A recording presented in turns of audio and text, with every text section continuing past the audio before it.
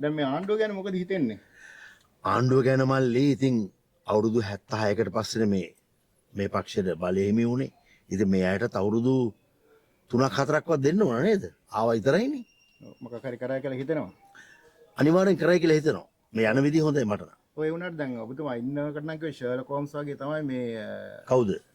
දැන් ඔය පොලිසියේ ඉන්න ශානි අබේසේකර මහත්තයා. ඔව්. ඒ වුණාට දැන් මේ පොලිසියම පොලිස්පතිතුමා හොයනවා. මල්ලි ඉතින් ලංකා ඉතිහාසයේ ප්‍රථම වතාවට තමයි පොලිස්පති කෙනෙක් පොලිසියට බය හැංගිලා ඉන්නේ.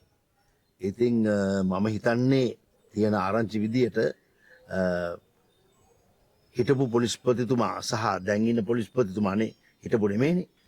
හැංගිලා ඉන්නේ ලොකු දේශපාලකයෙක්ගේ ගෙදර කියලා තමයි ආරංචිය තියෙන්නේ. ඉතින් ශානි අබේසේකර මහත්තයා දක්ෂයෙක්නේ. කොහොම හරි අල්ලගනී කියලා හිතනවා. කියලා හිතනවා. ඔය දැන් ඉදිරියේදී ඡන්දෙකුත් එනවා. ඔව්. සූදානමක් තියෙනවද මොකද්ද? මේ ටික නම් කලා කටයුතු තමයි කරන්නේ. මේ ටිකේ ඡන්ද වලට ඉන්වෝල්ව් වෙන්නේ නැහැ.